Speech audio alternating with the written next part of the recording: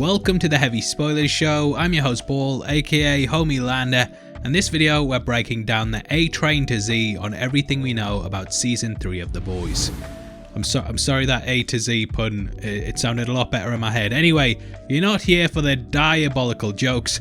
You want to know about Season 3, and we now have it confirmed that the third entry will begin filming in February 2021. The listing for the dates was posted on the industry website IATSE83, and Claudia Dumet later revealed to Games Radar that everything had been locked in and that the date was set in stone. Games Radar dug deep on the info, and through the Wayback Machine they scanned the website and found that in October the schedule changed from early 2021 to February to August. This suggests that the creative team have been planning this out for quite some time now and are ready to get the ball rolling. Now, the third season was actually confirmed before the release of the second, so it's clear that Amazon knew they had a hit on their hands and wanted to get things in place as soon as possible. Now, using this information, we can predict the release of the upcoming show if we look back at the past entries. Games Radar put together a big breakdown on this, which I'll link in the description below, but looking back over the last couple of years, a pattern emerges which helps us to estimate when we will finally get some brand new episodes. Now, Season 1 was filmed from May 2018 up until October of the same year, and the season then dropped on Amazon in July 2019. The second season filmed from July 2019 up until November, and then the entry dropped in September 2020. So it took 5 months to film the first season and 4 to film the second. Season 1 was released 9 months after the filming, and Season 2 arrived after 10. If the production of Season 3 is 6 months, then that means it's probably going to either be 10 or 11 months after it wraps up, so we can expect to see The Boys either in June or July of 2022. It sucks there's going to be such a big gap between the entries, and had the pandemic not happened, we would have likely seen the show this time next year. Hopefully they put A-Train in the editing room or something, eh? Having that? Yeah, me neither. Now, the trailers for the show tend to drop within 6 weeks of things finishing up, so we will most likely get our first look at the show around about this time next year.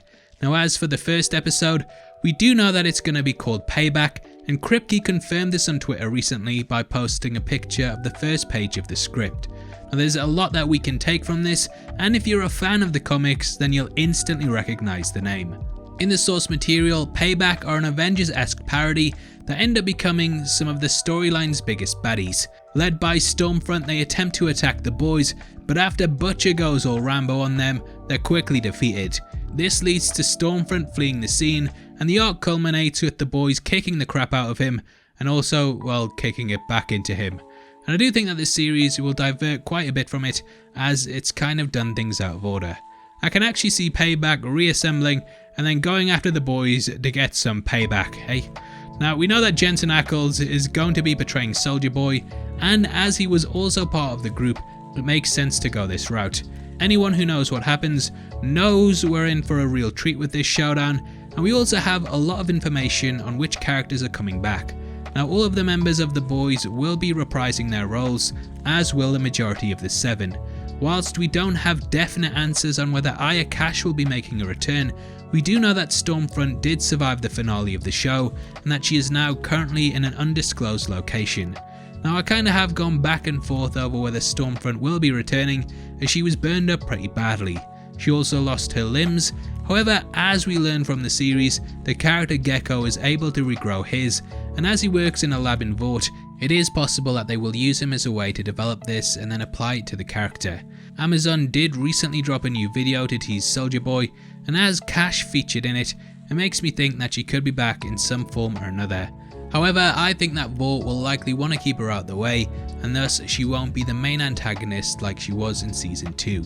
On top of this, we also know that Giancarlo Esposito has an extremely busy schedule over the next year, so I imagine that he will be making brief appearances similar to how he did in Season 2. Instead, I think that the main focus will be centered around Soldier Boy, Homelander, and Victoria Newman. There's potential here for a lot of interesting dynamics between the trio, as we know that Vic works for Vought, and that Soldier Boy is going to be labelled as the original Homelander. In Season 2, Homelander was very outspoken about how Vought needed him more than he needed them. He also learned that he'd been betrayed by them in the finale and discovered that both Maeve and Starlight were working for the other side, so I think he could really fly off the handle. In regards to Vic, Claudia also said the following: "I'm excited to see what happens with Huey and her. I'm excited to find out more about her, and I'm excited to really dig into her backstory and how she got to where she is. Also, I'm very excited to see her F some ish up and blow up some heads." So there is the potential that we will be fully diving into Vic's backstory and learning what her role in Vought truly is. We did discover throughout the season that Vic had a daughter, and as Ryan is the first ever naturally born superchild, it is possible that Vought applied the procedure to her after she had a child and are now using her daughter as leverage in order to get Vic to work for them. Now what's interesting is that Eric Kripke stated that Soldier Boy and Stormfront have a surprise connection to one another. Now the most obvious thing here is that they are both part of Payback, yeah? However, it could also be possible that they have a shared history. We know that Soldier Boy is officially the very first superhero, so I think that he too was part of Vaught's experiments during the Second World War.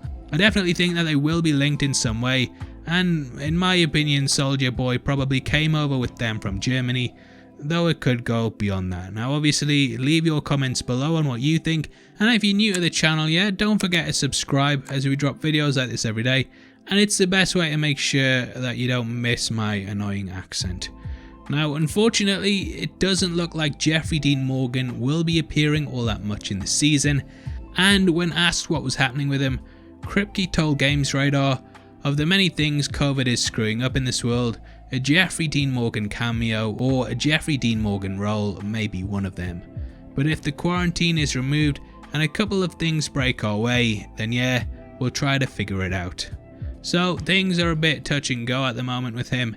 I feel worse than Stormfront looks, as I was really hyped to see the actor come across. Negan is my favourite character in The Walking Dead right now, and it sucks that his role in the show may have to be pushed back. Now Cindy is also meant to be returning, and we know from what's been said in regards to the third season that she is now on the loose and as dangerous as ever. Her fate was one of the most open-ended things about the second entry, and she's pretty much the show's biggest wildcard at this point. Cindy is the person who could bring to light all of the human experimentation that Vought have been doing, and I also think she's going to be playing a big part too. Now Nathan Mitchell to discuss what was going to be happening with his character Black Noir and the way that things were left at the end. When talking about season 3 he said, "Him and Maeve are not going to get along. That's pretty evident. It's so interesting because you have this forced alliance between people. Homelander doesn't trust Maeve, doesn't trust Starlight, Noir just fought Starlight, he definitely doesn't trust Maeve. A-Train just clawed his way back in, he has this uneasy alliance with Starlight, so now they're frenemies. Everybody's crossed, it's like this house that's divided within itself, but still together.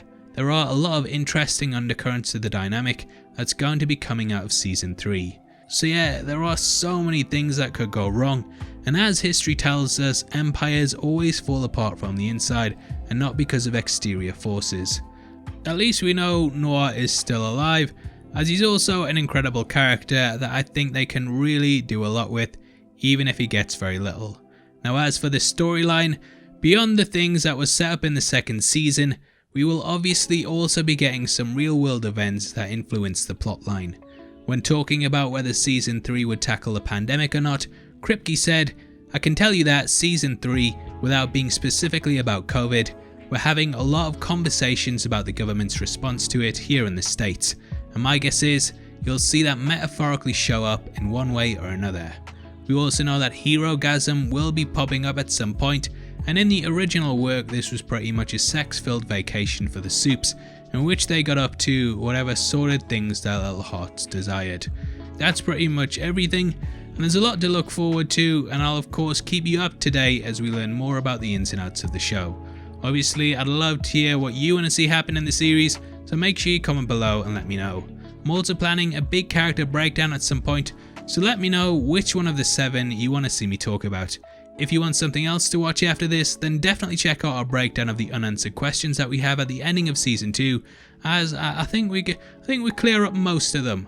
Now don't forget we're also giving away 3 copies of the Marvel Phase 1 box set, And all you have to do to be in with a chance of winning is like the video, make sure you subscribe with notifications on, and drop a comment below. The winner is going to be chosen at random on the 30th of October, so make sure you get involved. If you want to support the channel and get to see content early, then please consider clicking the join button below. You can also come chat to us on a Discord server linked in the description, or Heavy Spoilers on Twitter. Thanks for making it until the end of the video. You've been the best, I've been Paul, I'll see you next time. Take care, peace.